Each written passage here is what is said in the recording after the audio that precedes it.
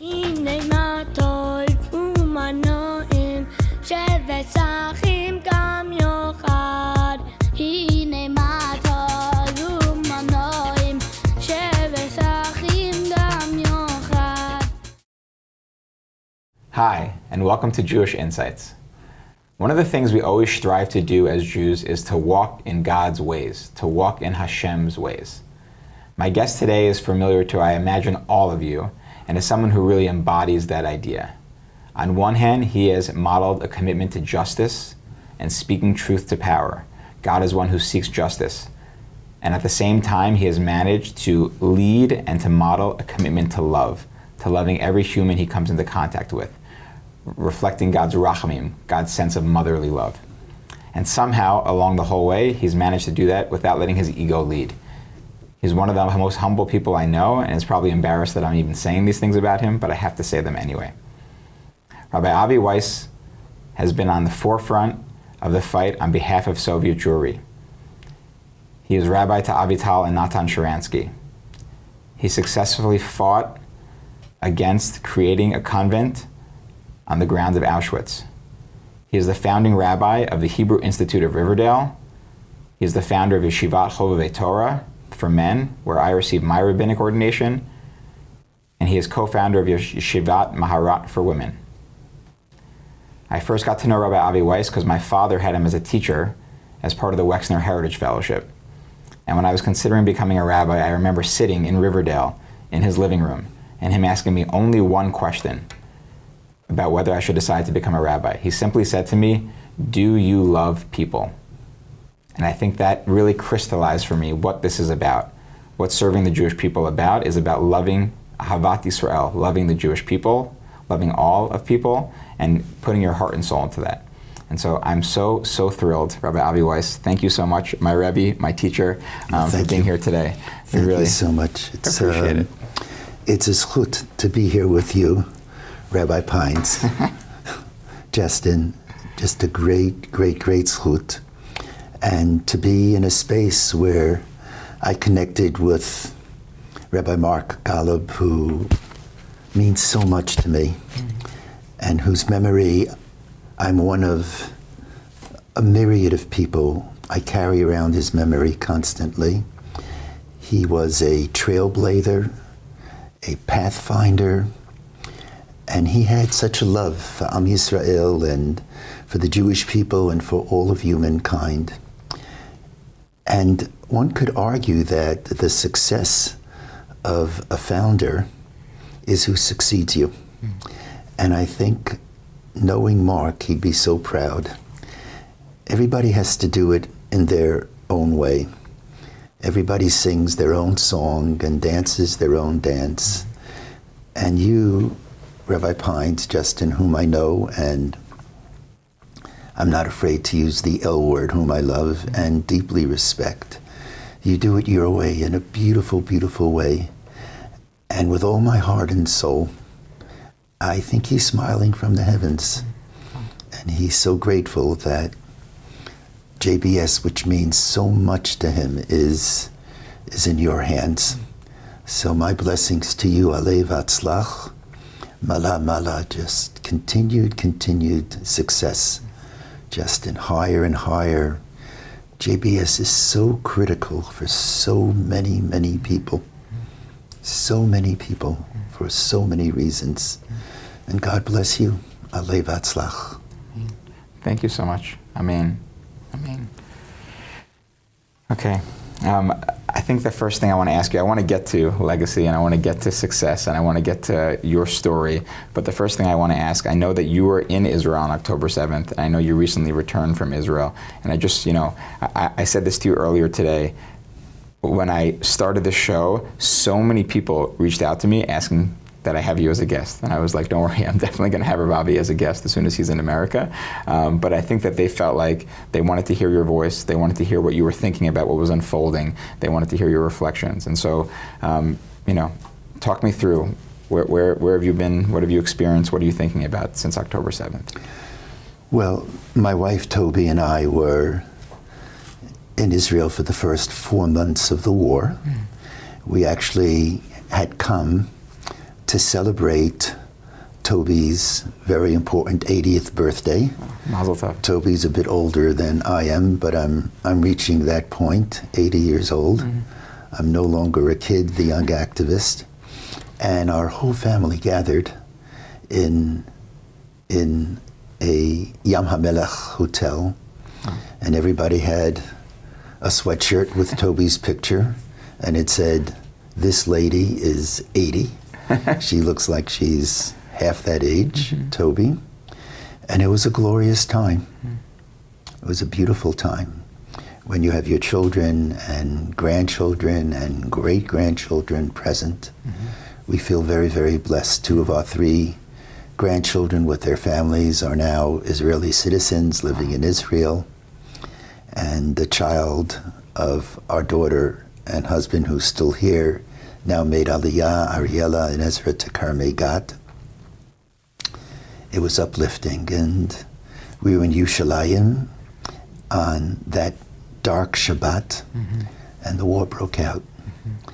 And we just felt we couldn't leave. This was the time not to run from Israel, but to run to Israel. And Bigadol, in general, what I would say is that this was a very dark time. It was a dark time, but a very remarkable time. This was a time when those who were there and those who are in the diaspora, certainly those who were there, were not just studying history. We were living history. It's a whole other level. And in my lifetime, like everyone's lifetime, there are blessings that we have, moments that we'll never forget. For me, those 4 months were the most meaningful months of my life, outside of the smachot, the celebrations, the highs and the lows of my personal, very personal family. It was just an extraordinary time. I was overwhelmed not only by the AntiIsrael, the unity of the Jewish people, and I pray it continues. We need that so desperately. But I was overwhelmed by the self-sacrifice. The soldiers, I'm unbending, Justin, when it comes to feeling what I feel about the soldiers of Israel. Ashrei ha'am sheyesh lo tzava chazak umusari kitzva hagana Yisrael sheyinatzeach bezrat Hashem. Blessed be the nation that has as its army the IDF, the Israeli Defense Forces, strong, ethical, God-willing, victorious. And to watch on the bases all over the country how men and women, reservists in their 20s, in their 30s, in their 40s, in their 50s. Yes, I met a reserve soldier 65 years old. And I look at them, how do you do this? Hospitals where soldiers put their lives on the line. There are many, many hundreds and more who were injured. I have a policy every time I pass a soldier, every time in a hospital room when I leave, to say something like this: I have one request from you. Give me a blessing. That doesn't come from my head. That comes from my heart. If I had a choice of receiving a blessing from the greatest rabbi in the world or an IDF soldier, I'll take it from the IDF soldier. They're putting their lives on their line for us, including my grandchildren. I wear 2 of these, one that the hostages come home, and I wear the dog tag of my eldest grandson, Gilad, who's my hero.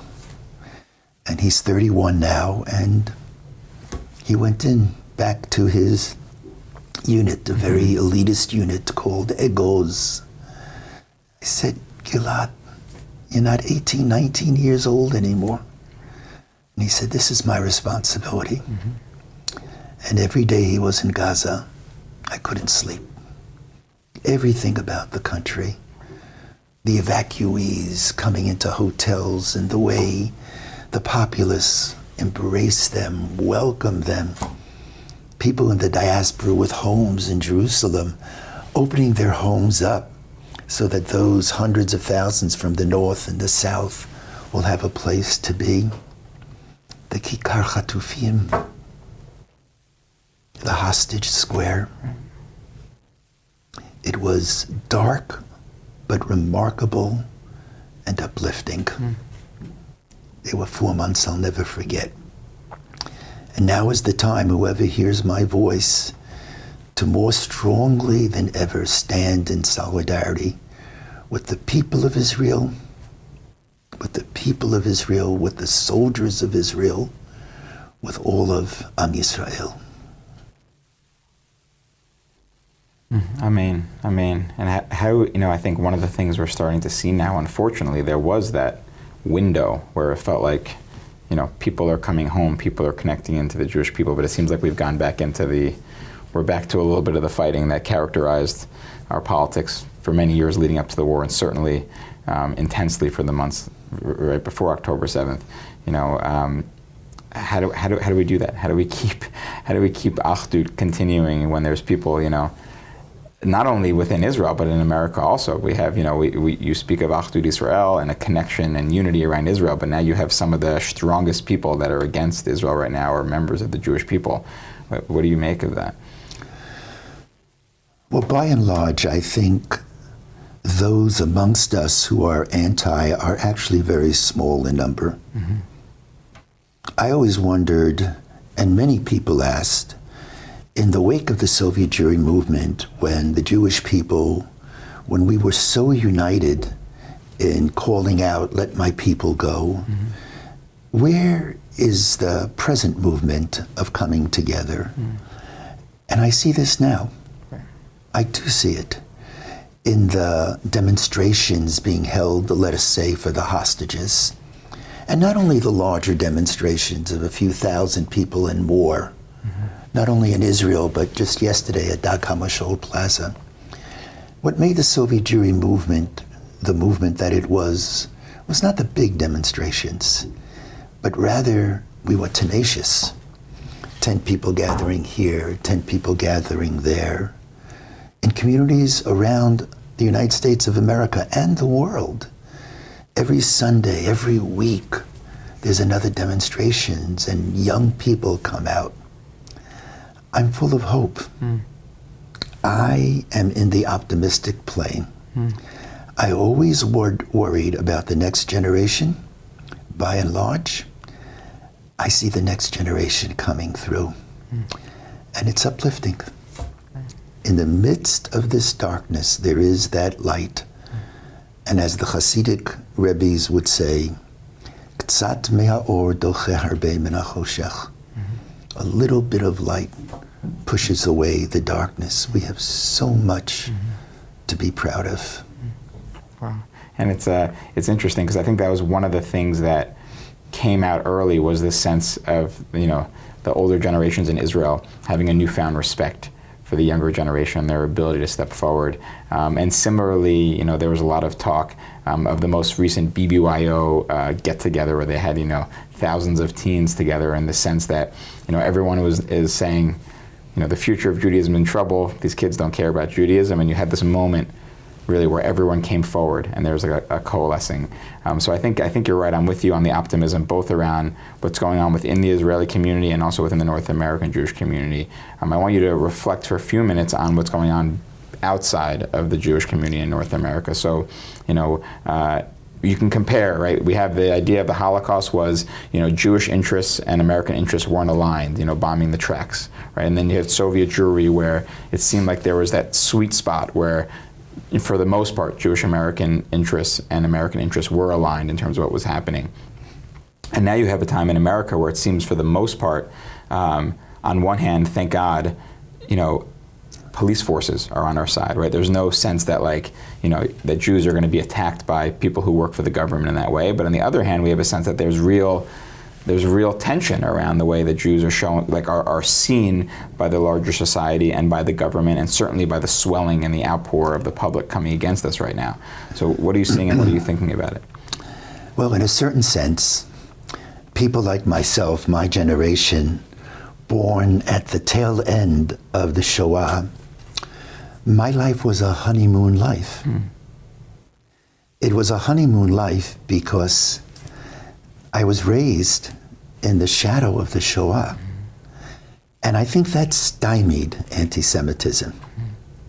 It just wasn't the polite thing to do as the world, even after the beginning years, after the first 15 years when we just needed some years to recognize what had happened. You don't lose 6 million in an instant, stand up from Shiva. The Shiva continues for a long time.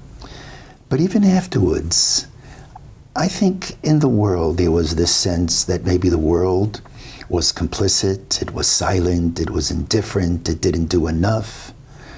America didn't do enough. It didn't bomb the tracks upon which Jews were carted into concentration camps. David Wyman's book, The Abandonment, the American Abandonment of the Jews during the Shoah. And I hesitate using this verb, but in a certain sense, the Shoah protected us. And so the anti-Semites were beneath the surface. And then, of course, more recently, it got more serious as time went on. The Farrakhan's of this world, the David Dukes of this world. I had the great honor to shove a sign into David Duke's face when he announced for the presidency. The sign read, "Duke, a Nazi of the 90s." I didn't last long near him. It was like I heard 100 clicks of cameras, and then I said, how am I going to get out of here? And they showed me the door in no uncertain terms. Wow. They started coming out of the woodwork. And it became very difficult. Yankel Rosenbaum, but still it was not endemic. Now it's 80 years later. The Shoah is in the rear view mirror. It's a footnote in history. Most people don't want to hear about the Shoah. We do, but the larger world doesn't. And the anti-Semites who are beneath the surface are coming forward. And with a very heavy heart, I say this, I do feel very, very much alone now. Just last week, our children, we have a daughter and our husband, Dina and Mark, who live in Teaneck. And Hamas sympathizers and supporters have been marching on synagogues. And it was this evening that they were marching on a synagogue that was having a Zakah program. Zakah is an organization whose volunteers, they gather the remains of victims of terror, including their blood, to try to make sure that they're given dignified, proper, halachic burial. And Justin, this was the scene. There were many counter-protesters. We were standing together, and we're standing, and it's getting dark, and suddenly these Hamas sympathizers and supporters come marching, and they have these long poles upon which you could see the flags of Hamas, the flags of supporting terror, just fluttering, just being waved, and they're moving up to the building, were it not for the police who stopped them and kept us apart. And I closed my eyes, and I'm telling you, I saw images of the KKK marching on black churches in their whites, hara, in their hoods, with their flags. But there was one difference that broke my heart. When they were marching on churches, our black brothers and sisters who mean so much to me didn't stand alone. People of goodwill everywhere, we stood together. Now we were alone. I felt we were alone. Just 10 years ago, we would scream out with others, bring the girls home, when they were held hostage and kidnapped, and too many were killed by Boko Haram. And at the Academy Awards, star after star would stand up and say, bring the girls home. But at the most recent Academy Award, no one. No one's talking about bring the hostages home. No one's saying that. It hurts. It hurts that yesterday at this rally where thousands gathered, I felt we were alone. That doesn't mean there's no rule that is absolute. Of course. Because there's an exception doesn't void the rule. There are exceptions. My congressman, who I feel so connected to, not only in my head, but in my heart and soul, Congressman Richie Torres. Sure. And I always say, Richie, to me, you're Richie Torah. I've given him a new name, and that's not just a kunz. I really, really feel that. He gets it. He understands. I thought Eric Adams spoke beautifully in the beginning of the war. But I don't see, as a general rule, I don't see others standing with us. And it hurts. And we have to do everything we can to try to open our arms and welcome whatever help we can get. But in the end, we have to rely upon ourselves. And as I've mentioned, I'm very, very proud that at least we've stepped up to the plate. Just an anecdote that I'm so proud. Sure.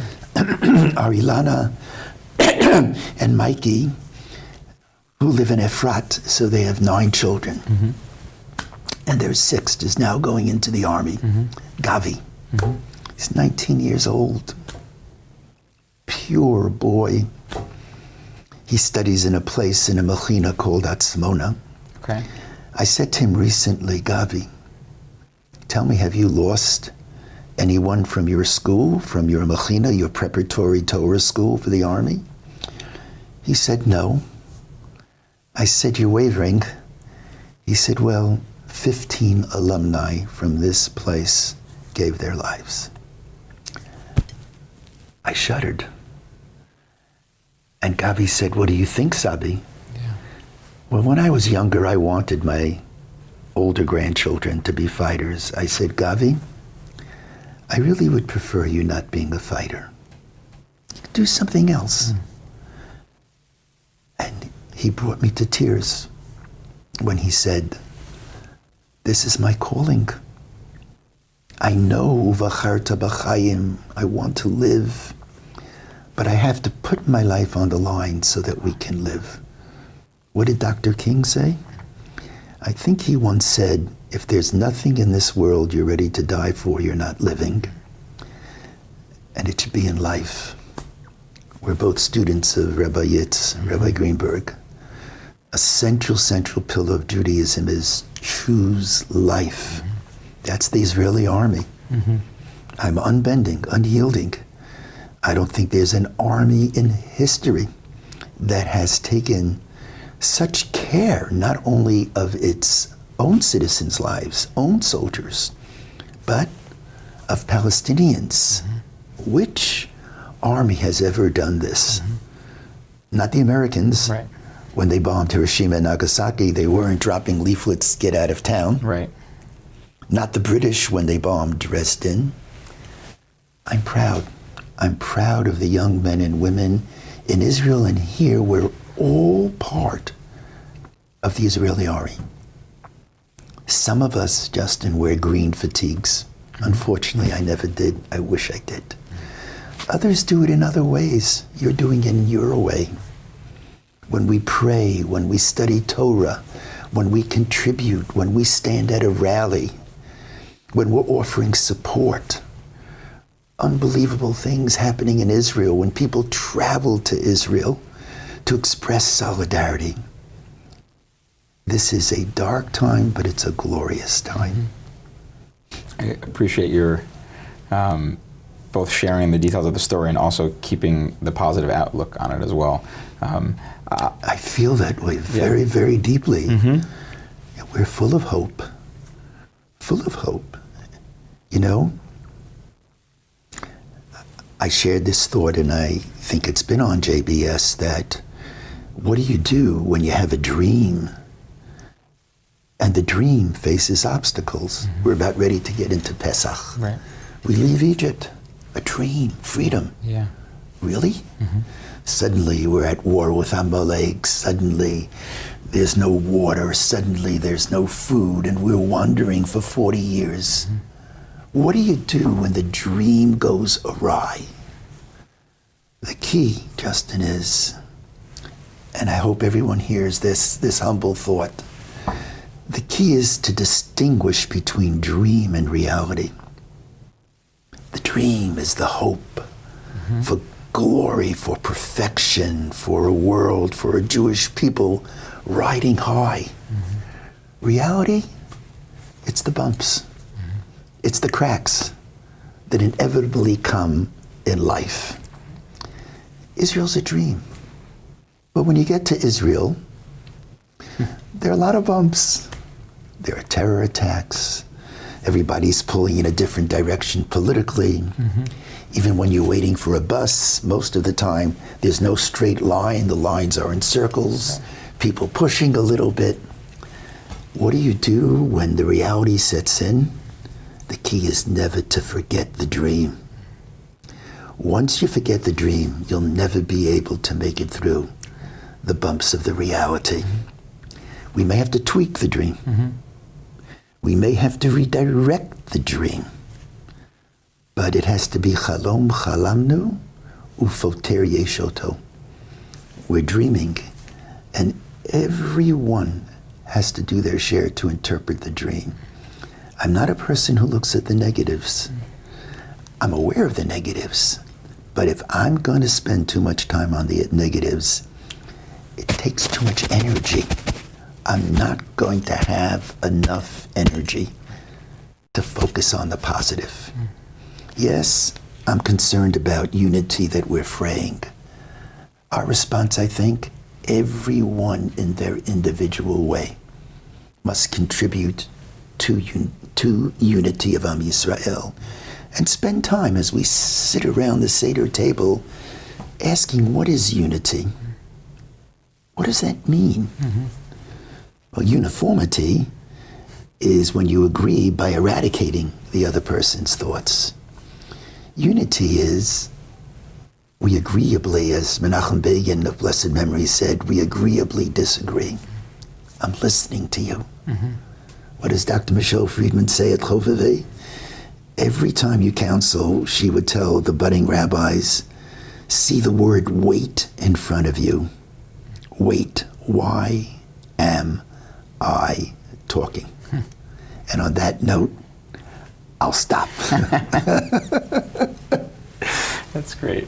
All right, so I want to, we've been talking about the present moment. You made a reference to kind of living in a honeymoon, and also a reference of, what it means to devote oneself with whatever tools they have towards serving and towards Am Yisrael. I want to really rewind back and really go back to the beginning and hear from you a little bit, where does the journey begin that takes us on the path to where we are today for Rabbi Avi Weiss?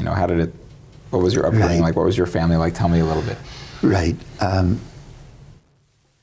What I share really is with great hesitancy, because the older I become, the more I truly believe that one should be focused on the other, not on oneself. But I recognize my responsibility because you've asked me. My father was raised in Oshvenchim, the town that became Auschwitz. He was one of the first people to return to Poland in 1959. He's the 9th of 10 children, 3 of whom, with their families, were killed, were murdered during the Shoah, and I believe he went back looking for them. And I still remember he would come back. I was a young teenager then, and he would quote the sentence which became my favorite sentence, Et achai anochi mevakesh. I'm looking for my sisters. I'm looking for my brothers. I come from that family.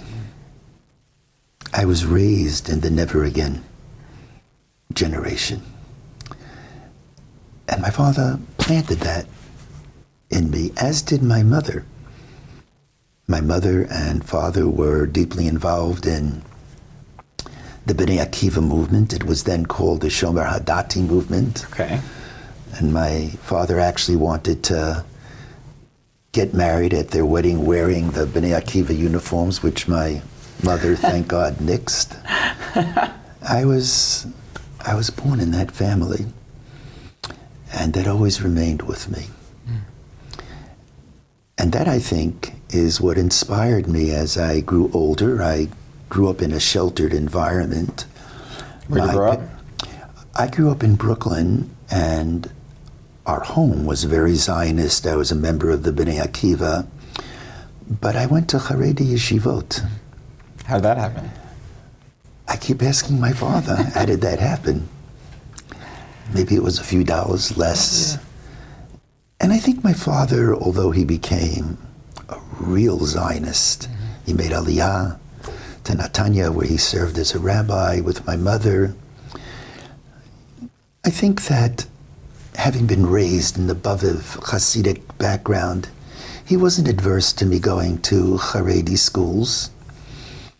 And that's what it was. I went to Torah V'das. Wow. I went to Torah V'das. Wow. I had one very influential rabbi there, just one. The others tried the best they could, but it was Rabbi Moshe Wolfson. Okay. And he's a great Rebbe now in Borough Park. In fact, most recently I went back to thank him. Wow. And I said to him, do you recognize me? Do you recognize my name? And I think he did.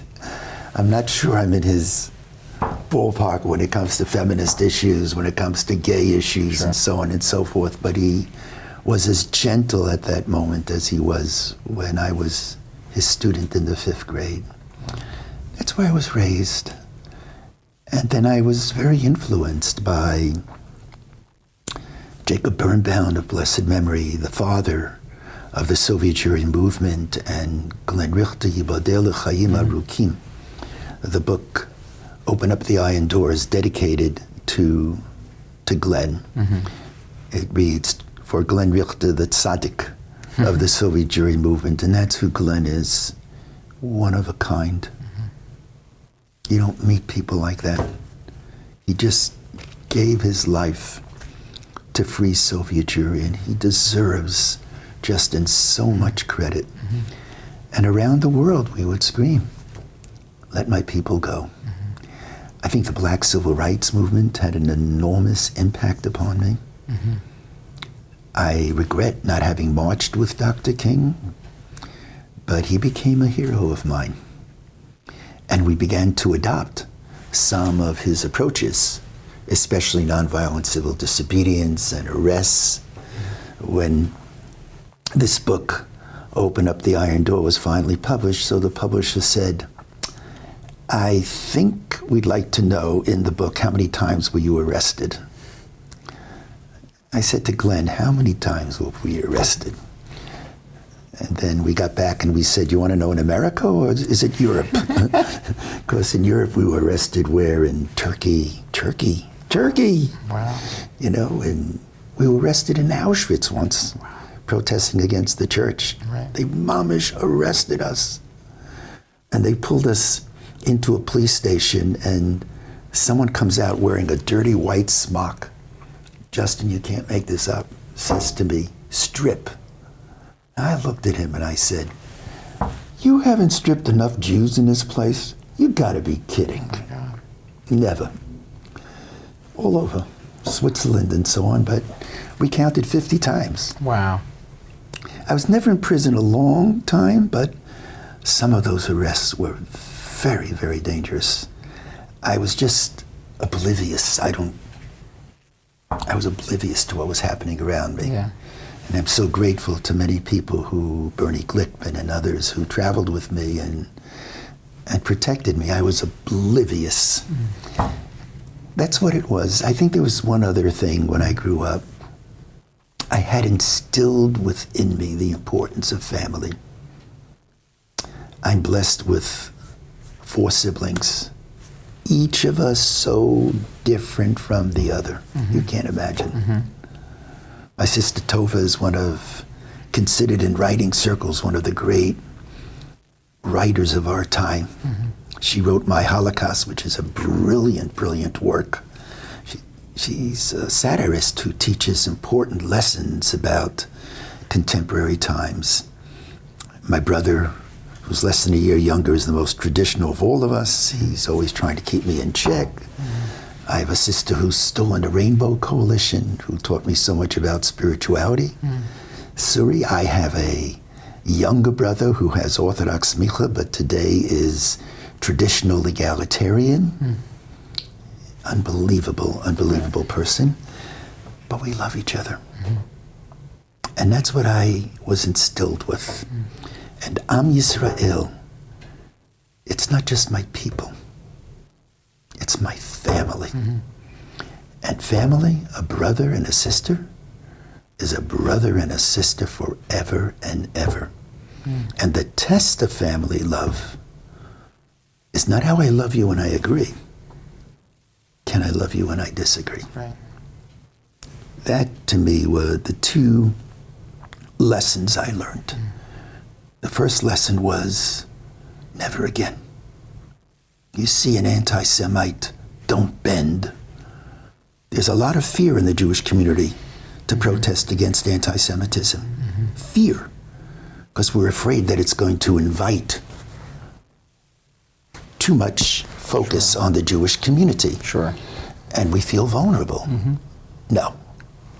In a book on leadership I wrote, the more we stand up against anti-Semitism, not the more we're rendered vulnerable, but the more we're protected. And I mentioned this to Mark, I remember in a recent interview years back. I always said to Mark, and I'm delighted that Mark reminded me of this, that one of the rules of spiritual activism is we should do for ourselves no less than we do for others.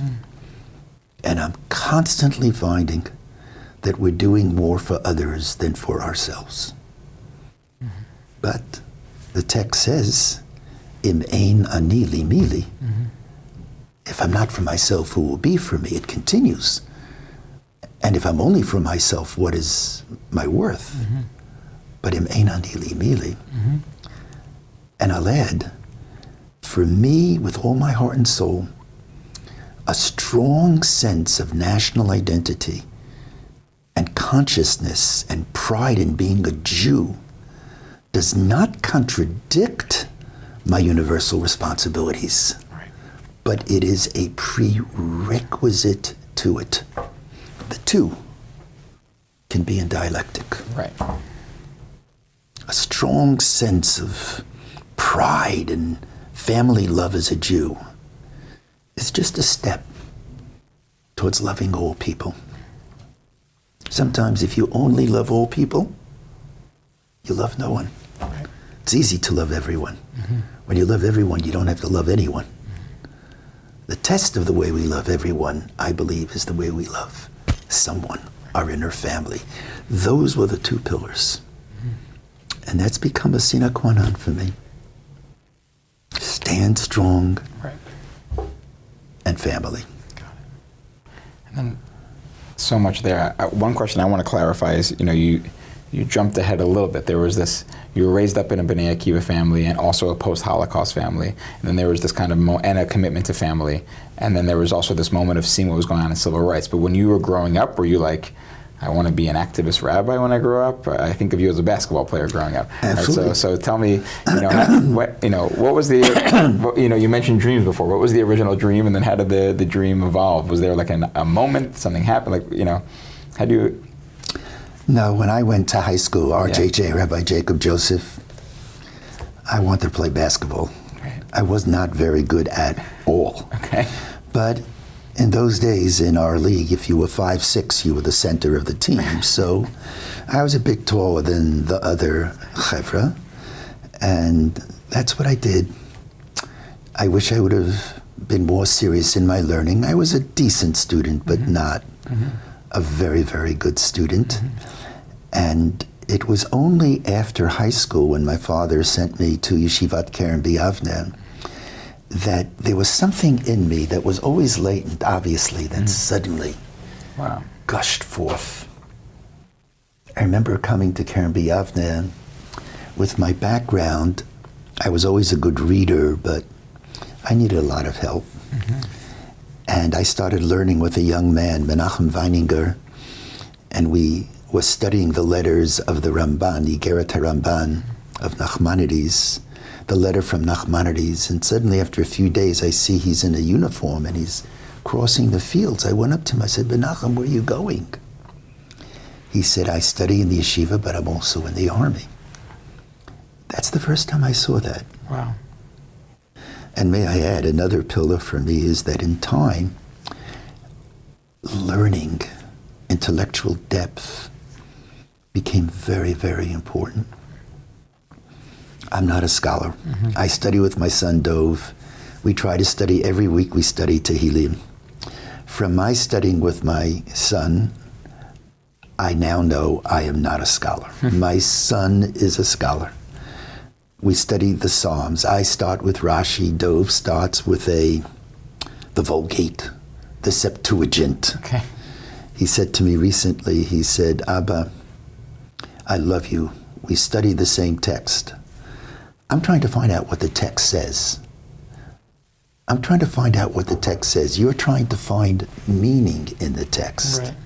It's a whole, but learning's very important to me. It's really for a separate conversation. Got it. I could probably sit in a Bet Midrash and not move for 10, 12 hours a day. Wow. But when I entered into the rabbinate, I wanted to be a leader. I wanted to make a difference. My first year in the rabbinate, when I saw pictures of 9 Jews hanging in Baghdad Square in 1969, January, with a signed Jew, I was on fire. Right. I was driven. And no one can do everything. I kept trying to learn and study on the side, and finally today have more time to try to do Daf Yomi. I've never finished the Talmud, but I'm on my way if God gives me health and the years. That was a third pillar. For me, learning and studying and theology. That's my world. That's what I'm comfortable with. Right. And I wouldn't sell yourself short there. I know you're being humble. I remember actually coming into yeshiva and assuming that you're running a synagogue all the time. You're running, two yeshivas on top of that, and you're doing your spiritual activism and being totally blown away by your knowledge and the amount of information you knew and how much Torah you knew and how you shared it with us. So, Little. I mean, compared to the ocean, everything is little, I guess. But Absolutely. But don't sell yourself short there. Not that you need to, but yeah. The more you know, the more you don't know. Right. That's the beauty of Torah. It can keep you busy forever.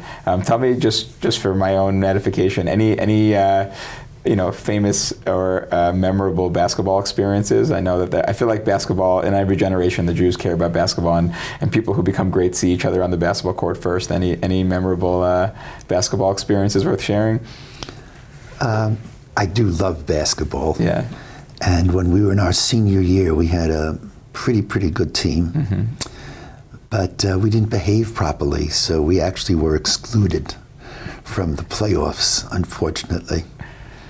And I played with some wonderful young people. One of the persons I played with was Shelley Rokach, who was a year younger. He was a ball player. Okay. I regret very much. He was very strong, great rebounder.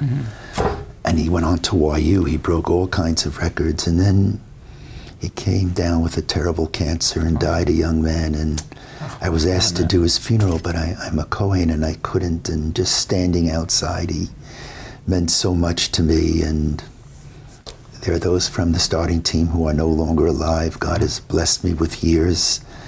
I have memories of that. And I remember the last game. I was on the foul line. We needed 2 shots to tie the game to go into overtime. And Shelley was on the foul line. He had to make both.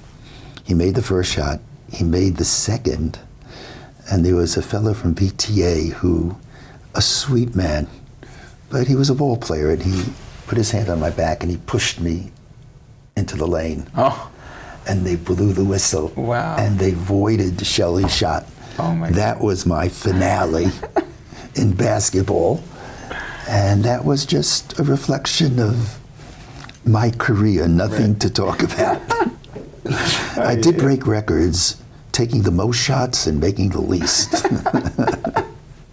Oh, that's very funny. Okay, fine. So you realize it's basketball's not what's going to take you to the finish line, and you decide that you want to make a difference, to say in your words. It was very interesting that the sentence you said after "I wanted to make a difference" was noticing, things in the news. Right, because and maybe that's a reflection of the era where activism was really the thing. Like you could imagine someone, I want to become a rabbi because I want to get more people to light Shabbat candles, or I want to get more people to sit in Beit Midrash. But it felt like there was, was the burning desire? Was it to defend the Jews in public? Was it to make the world a better place? What was the thing that you felt like was really, you felt like I need to be a rabbi to go out there and do this? I think it's evolved. Right.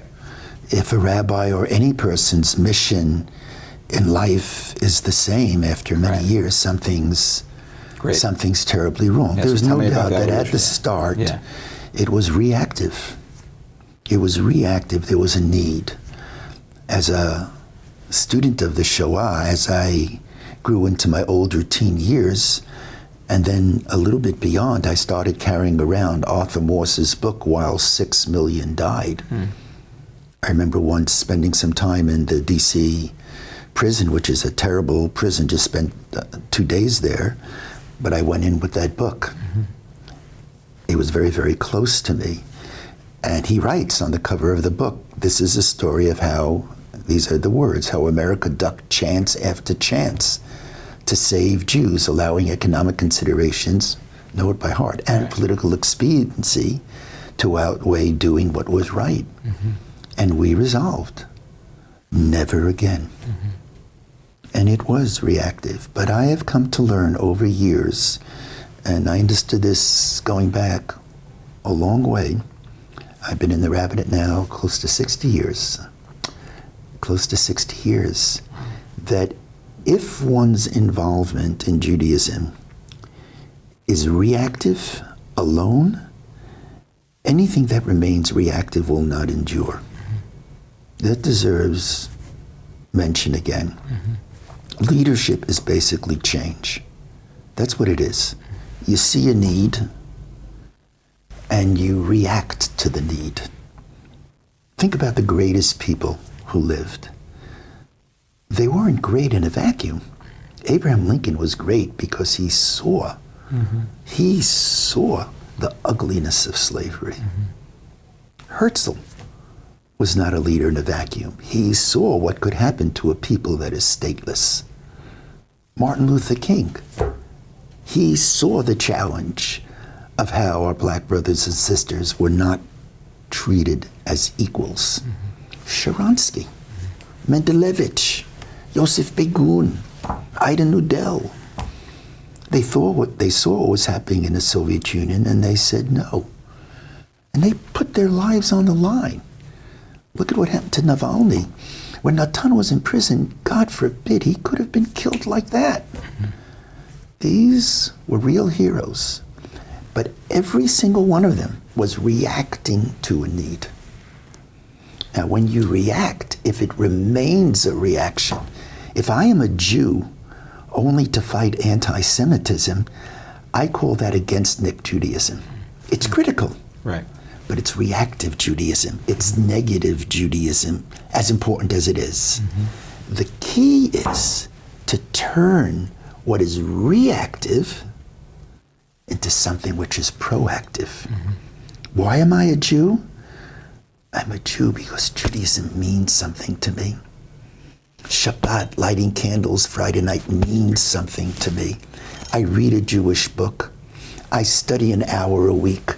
I study Torah. I understand the message of Judaism of V'shamru derech Hashem, lasot tzedakah u'mishpat, to do justice, to do charity, the importance of Jewish ritual, not only as showing allegiance to God, but I view that Jewish ritual is a way that God gifts us with laws to ethicize our behavior in the world. Shabbat. One day during the week, God says, stop. During the week you're working. You need a day to ask yourself, why am I working? What's the purpose for all of this? What's the dream, to use your language? It's not just what, it's why. A negative Judaism will not make it, Justin.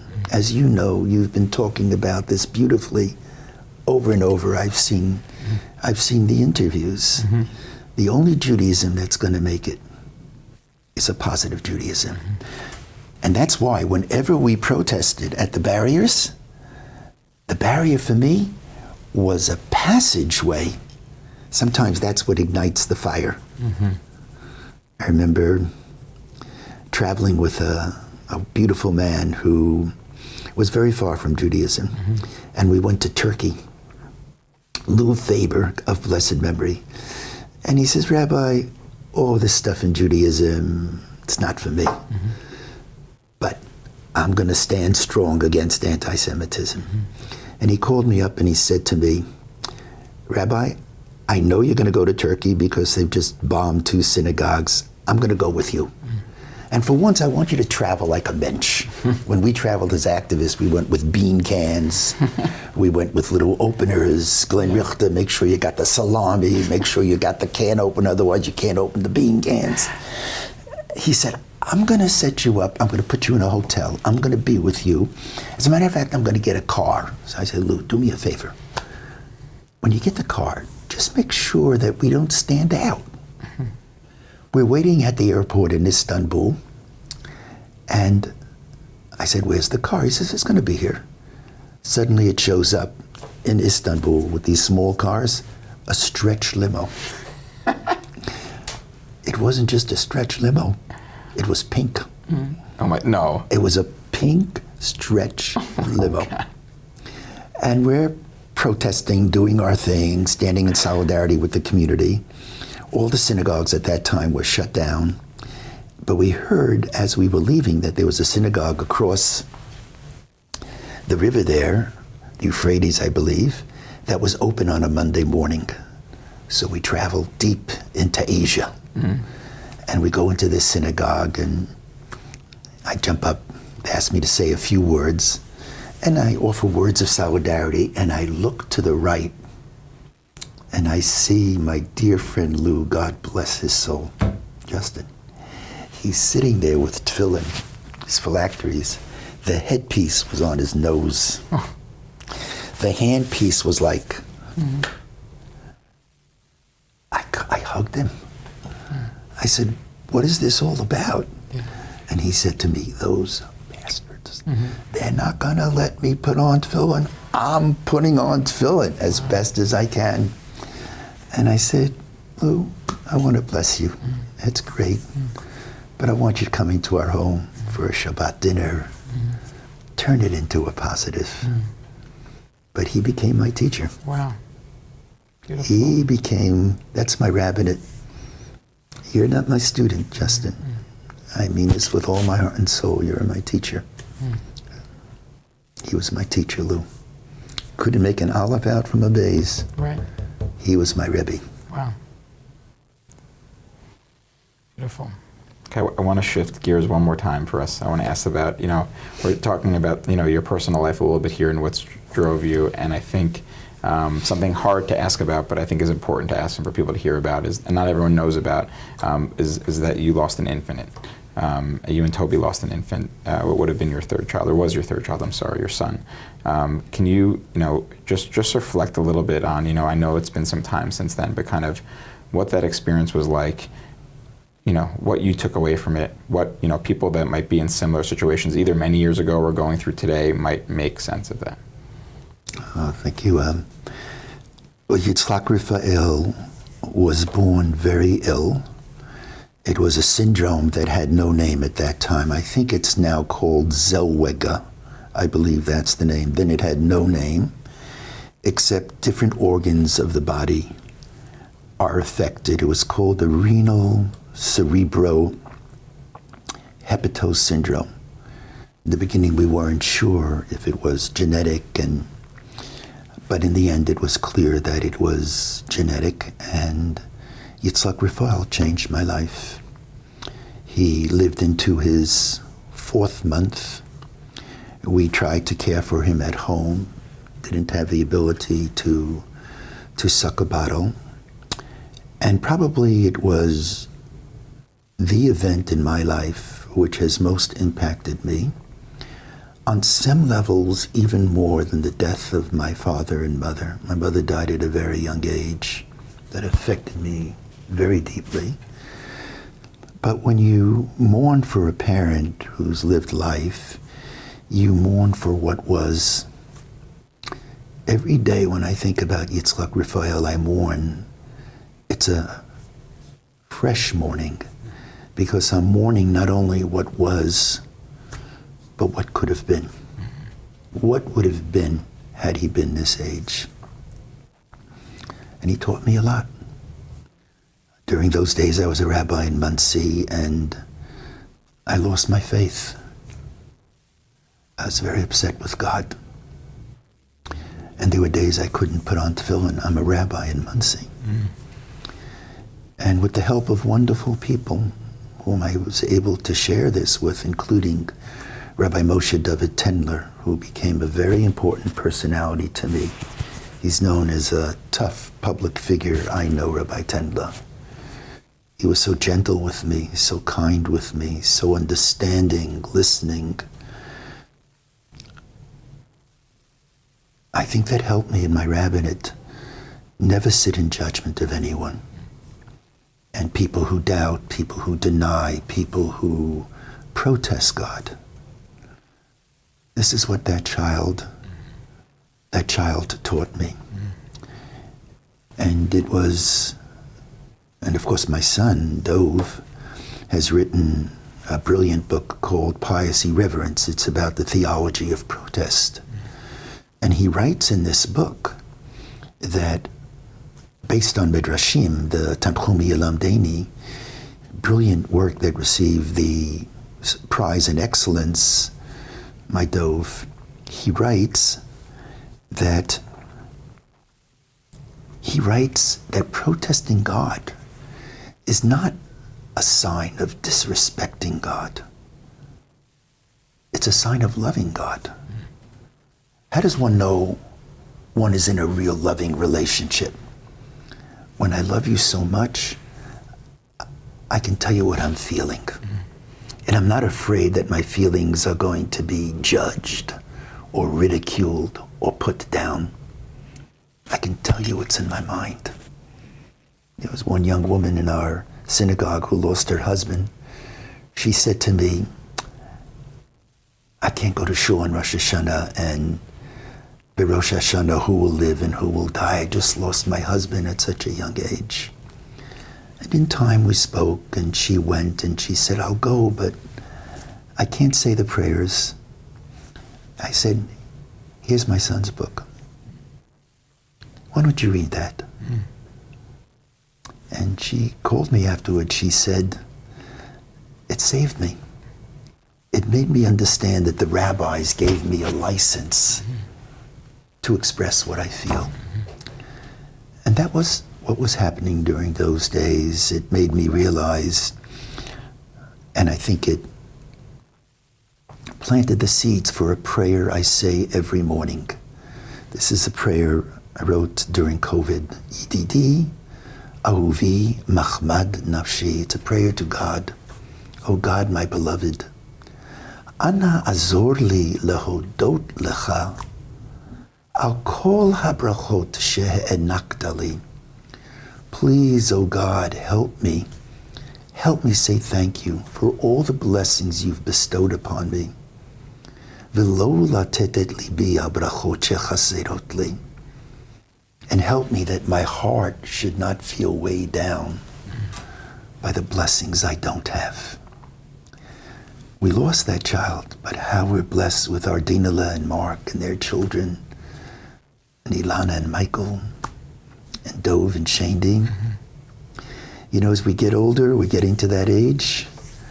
It's not just that our children take care of us, but one is really, really blessed if one can say as we get older, I want to be like my children. I really want to be like my children. And as you may know, people react differently to such losses. It was a different time. Now we're very sensitive to it, that when a child, let's say, is born, stillborn, parents should hold the child, embrace the child. In those days, it's a long time ago, over 50 years. That's not what happened. And I couldn't put up a monument for this child. Toby and I, we stepped away.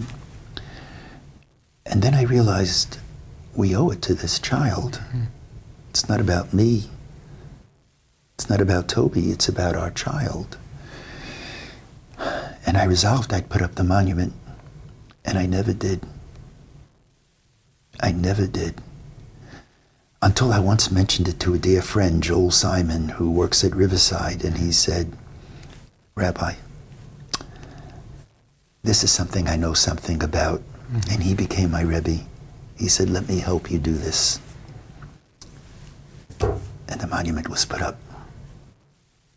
And it made me understand that in those situations, don't sit in judgment of anyone. I don't want to be judged. It was hard for me. And I'll never forget when Toby and I were standing near the grave, and I said, Yitzi, I'm sorry, but I love you. And I don't want to sound too melodramatic, but I'm telling you, I could hear him say, it's okay, Abba. I love you too. Bobby, thank you so much. Thank you. And I'm sorry again for your loss. Thank you. I need a hug. No. Okay. I'm sorry. Okay.